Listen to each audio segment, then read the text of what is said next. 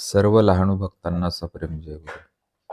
आज जीवनगाथा या सदराअंतर्गत लहानूजी बाबांचे गुरुबंधू वंदनीय राष्ट्रसंत श्री तुकडोजी महाराज यांची माहिती आपण बघणार आहोत. ब्रह्मलीन राष्ट्रसंत श्री तुकडोजी महाराज म्हणजे महाराष्ट्राची महात्मता, विदर्भाचे विद्युत केंद्र व गुरुकुंजाची गुरुकिल्ली होत. महाराज मूळचे अमरावती जिल्ह्यातील स्वातंत्र्य संग्राम भूमी यावली या गावचे. तेथे त्यांचा जन्म ब्रह्मभट्ट श्री बंडोजी पंत यांच्या पोटी 29 एप्रिल 1909 मध्ये गुरुवारी झाला. आकोटकर महाराज माधांच्या मोहोळ वंशातील ब्रह्मीभूत बालांध गुलाबराव महाराज आदींनी त्यांना आरंभी अवलोकन करून आशीर्वाद दिला. त्यांचे प्राथमिक विद्याजीवन यावली, चांदूर बाजार व वरखेड येथे व्यतीत झाले. वरखेड हे त्यांच्या मामाचे गाव. तेथेच आर्वीचे आडकोजी वयाच्या 64व्या वर्षी अवलिया अवस्थेत आले. त्यांची व तुकडोजींची पहिली वहिली दृष्टादृष्ट तेथेच झाली. आडकोजी महाराजांच्या आध्यात्मिक तालमीत तयार झाल्यावर असहकारितेच्या आगेमागे त्यांनी रामटेक, चिमूर, गोंदाळा आदी वनविभागात विहार केला. तेथे थंडी, वारा, ऊन, पाऊस याची तमा त्यांनी बाळगली नाही. योगीजनाकडून योगविद्या आत्मसात केली. चांदा जिल्ह्यात जंगलात माणिकदेव बाबा म्हणून ते प्रथम प्रसिद्धीस आले. त्यांची आरंभीची आस्वाद्य हिंदी भजने तेथेच प्रथम प्रकाशित झाली. त्यांना ब्रह्मानंदी वळण होते. त्यांचे पूर्वज शिवकालीन कवी भूषण भट्ट यांच्या वंशातील असल्यामुळे ते कसलेल्या कवीप्रमाणे कवने करीत. हिंदी इतकेच महाराष्ट्र भाषा मराठीवरही त्यांचे प्रभुत्व प्रत्ययास आले.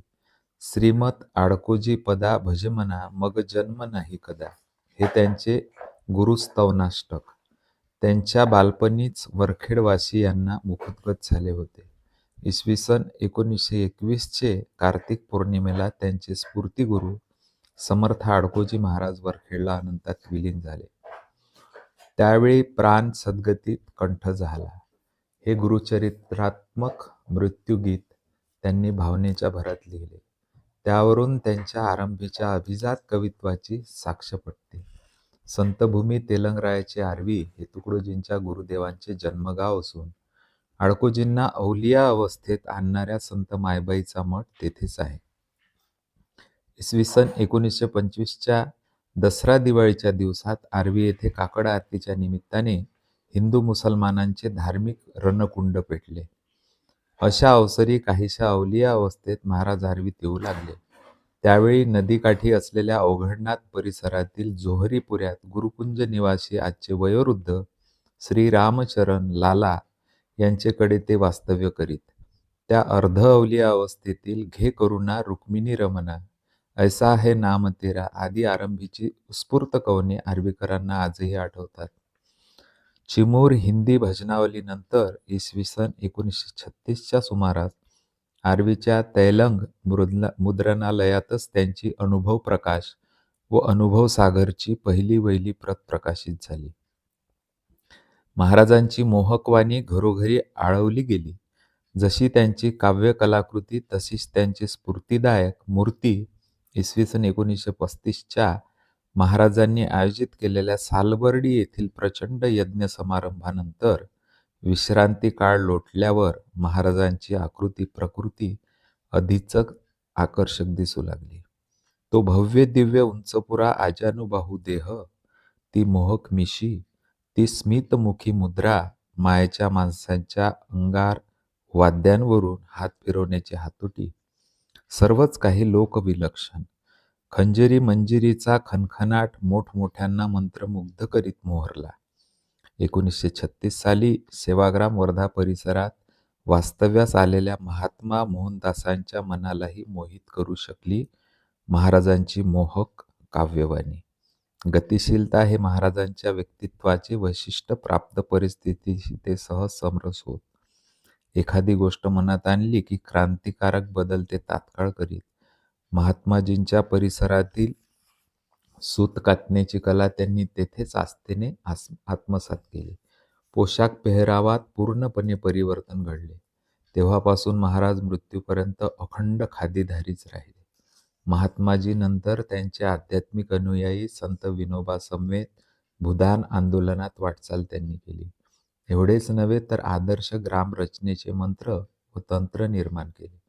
त्यासाठी ग्रामगीतेसारखी ग्रामसंहिता प्रयत्नपूर्वक प्रकाशात आणली. स्वातंत्र्यपूर्व काळात 1942च्या चलेजाव चळवळीत आष्टी चिमूर आदी विभागात भजन भाषणांचा भडीमार करून स्वातंत्र्य रणकुंड चेतविले व स्वतःही काही काळ कारावास पत्करला.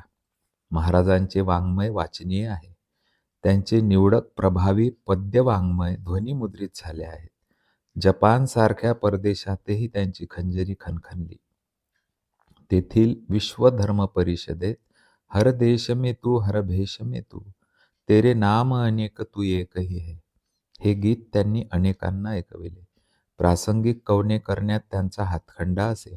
नागपुरात विशाल शोक सभेत महात्माजींच्या मृत्यूसमयी दयामयी अवतार शांति का भारत से खो गया अंधेरा जिधर उधर छा गया या गीताने कारुण्याचा कळस केला. तसेच 1957च्या डिसेंबरात समाजवादी संत गाडगेबाबा गेले. तेव्हा त्यांच्या तेरवीला त्यांनी अमरावतीला लाखो लोकांना आपला आर्त आवाज ऐकवला. त्यावेळी सुनी खबर की संत गाडगे बाबा हमको छोड़ गए, धडक भरी छाती में हमको पल भर तो नहीं होश रहे, हे मृत्यूगीत साभिनय एकात्मतेने म्हणून अनेकांच्या डोळ्यात आसवे आणली. स्वातंत्र्यपूर्व काळात ते मुंबई जत संस्थान विभागात असताना त्यांच्या वाणीने संत कवी दासगणूंना मंत्रमुग्ध केले. जव्हरी जाने हिरे की परख किंवा गुणी गुणीन व्यक्ती या न्यायाने दासगणूंनी त्यांच्या काव्याचे व कार्याचे यथायोग्य मूल्यमापन पुढील पंक्तीत केले आहे. कर्मभक्ती ज्ञानाच्या तुकड्या तुकड्यांनी पाहिले, अतिशय वाईट त्या वाटले. निज काव्य शक्तीचा दोरा घेऊन करी ओविले तिघांना त्या दोऱ्या भीतरी, ही केली प्रथमची उचित गोष्ट भुवरी, तुकडोजींच्या काव्यरसाला मनमन मोहावले. गणूने प्रथमची त्या पाहिले. त्याची उत्स्फूर्त काव्यवाणी हीच त्यांची अमर करणी.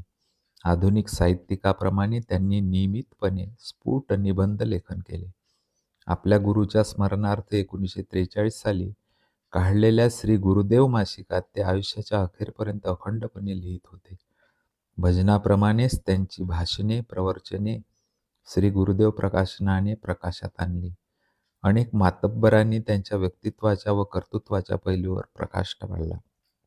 अशा मूल्यमापनात्मक लेखांचे राष्ट्रसंत व्यक्तित्व व कर्तृत्व नावाचे पुस्तक त्यांच्या 52व्या वाढदिवशी प्रकाशित झाले आहे. विदेशात वाचले जावे म्हणून त्यांच्या निवडक लेखांचा इंग्रजीतील अनुवाद पूर्वीच प्रसिद्ध झाला आहे.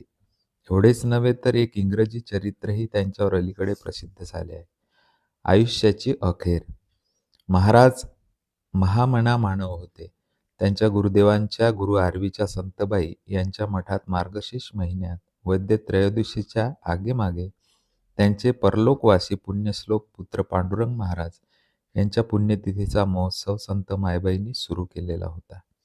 तो गेल्या 150 वर्षापासून सातत्याने आजतागायत होत आला आहे.